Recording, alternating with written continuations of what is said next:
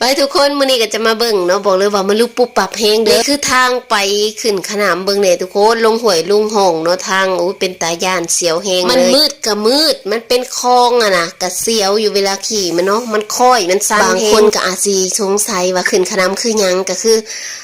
สิเอิ้นว่าจังได๋แบบว่าเฮาไปใหญ่เฮาไปอยู่เมืองใหม่จังซี่นะแล้วเฮาก็เอิ้นหมู่คู่แบบมา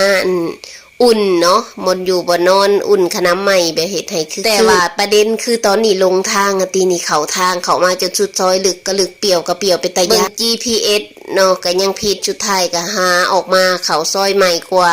สิได้มาเจอขนำหรือว่าเฮือนหม่องที่ว่าน้องอยู่กับเป็นเวลาเกือบชั่วโมงเนาะเสียเวลาบรรยากาศนี่คืออยู่ไหอยู่หน้าอะไรนี่ต้มเป็ดเพิ่นกำลังต้มเป็ดอยู่เนาะแนมขึ้นไปเทิงท้องฟ้าก็เห็นเดือนเห็นดาวแบบ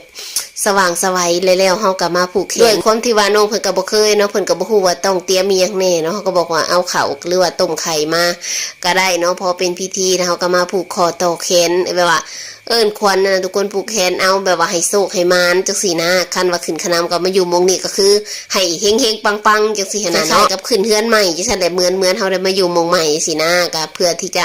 เฮ็ดให้แบบว่ามีควันกำลังใจแล้วก็เฮาอยู่เย็นเป็นสุขหั่นน่ะเจ้าที่เจ้าทางเพิ่นก็รับรู้จังซี่นะเพราะว่าตอนเข้ามาทุกคนเฮ็ดคือกันบ่เนาะบางคนก็ปักเอาธูปปักดินจังซี่นะครอบบอกเจ้าที่เจ้าทางเฮามาอยู่ยันเพิ่นทักเพิ่นท่วงจังซี่เนาะเฮาเฮ็ดหยังก็ให้ได้อันนี้ก็หมู่คู่แล้วก็ญาติพี่น้องเนาะของเพิ่นได้มาแบบว่าผูกคอต่อแขนเอาแบบอวยพรให้กันจังซี่แหละทุกคนหลังปีใหม่นั่นเองสมกับเว้าบ่เป็นดอกทุกคนเป็นคนเว้าบ่เป็นบ่เก่งดอกนี่หลังจากนั้นผู้แค่แล้วก็มา